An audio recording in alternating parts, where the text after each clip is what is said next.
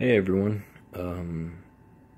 my name is Gabe and I suffer from general anxiety disorder and panic disorder.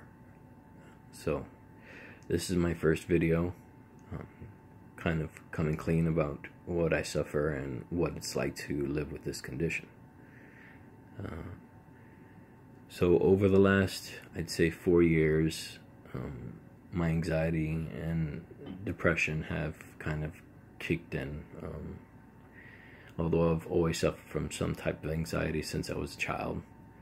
The fight or flight instinct is, although it was intended for us in an evolutionary standpoint to survive, with anxiety your fight or flight instinct is always there, or so extreme to the point where you lose control.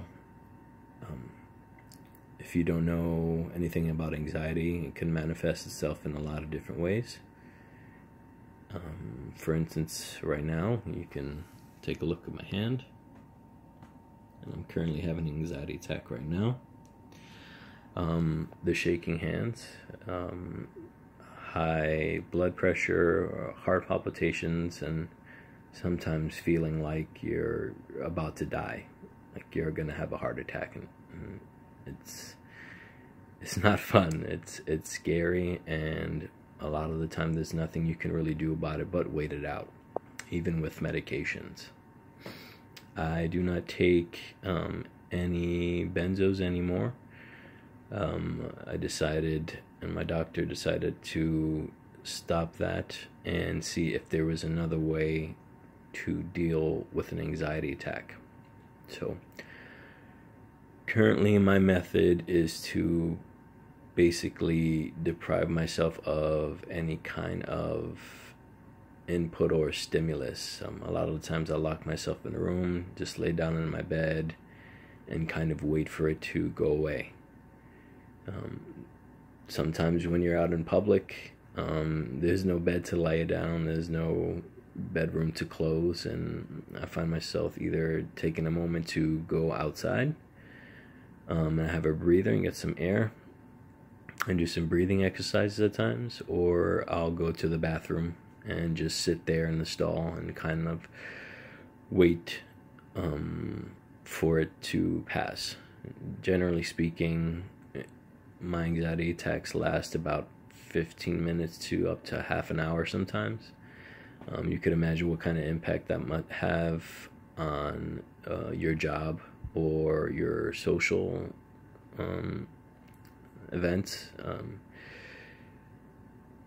I do my best to hide it a lot, and a lot of people wouldn't know that I suffer from it because I think that I'm a people person, and I'm in my current job is very interactive with people, and I definitely feel that I kind of shine in that regard, being in hospitality and the sales industry, where you're constantly involved with people and having to talk to them, and I love it. I mean, I love to talk about my job. I love to talk about wine, which is what I sell, what I do.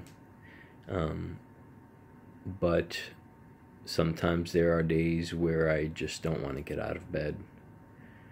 There are days where the depression is so real that I feel like nothing is going to take this away, no matter what.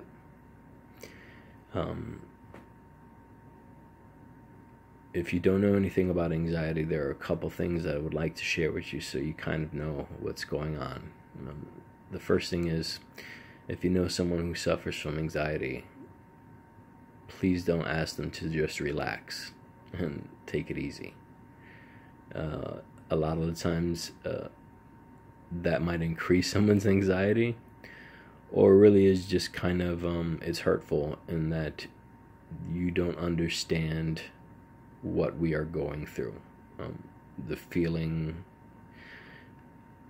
that you might die, the handshaking, the heart beating very fast, checking your pulse to make sure you're not having a heart attack, convincing yourself that you are, and then any other medications that you might be on or your doctor prescribed that kind of make you a zombie anyway to prevent anxiety from coming.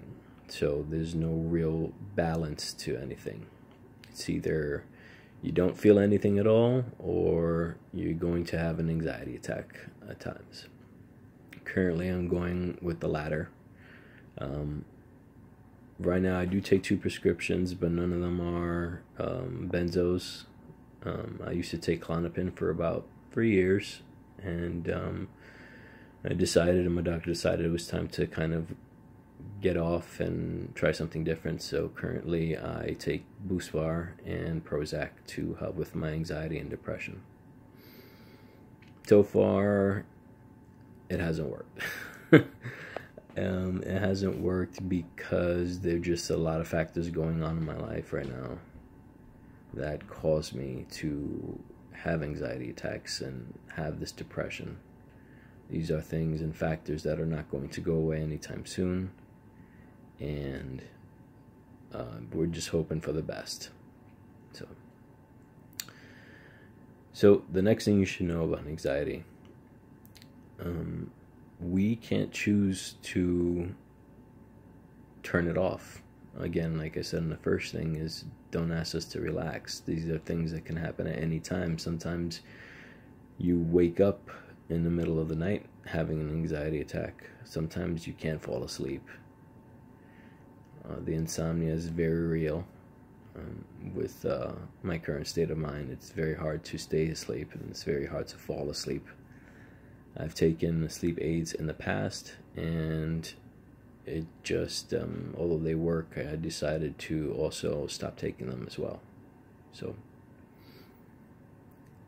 if you ever ask yourself what anxiety looks like, or what depression looks like, it looks like me.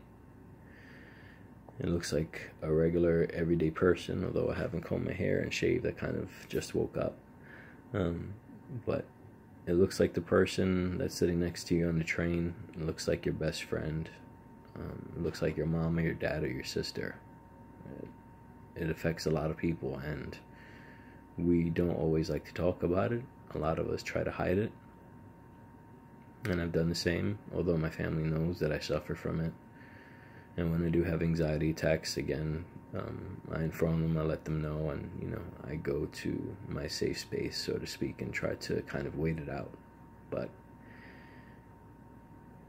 depression and anxiety is not something that you can just look at somebody and determine.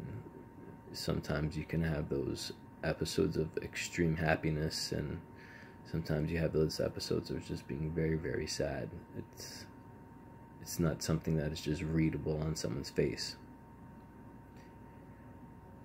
It's something that can happen to anyone, and unfortunately it's happening to me.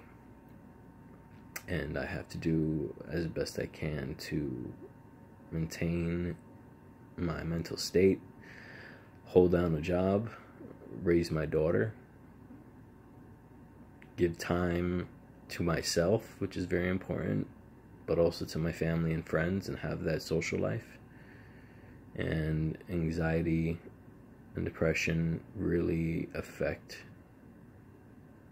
what you should be doing in your life. So, on that note, I'm going to end this video because it's going over 9 minutes, and I probably won't be able to upload anything this large. But my name is Gabe, and this is what anxiety looks like. It looks like me.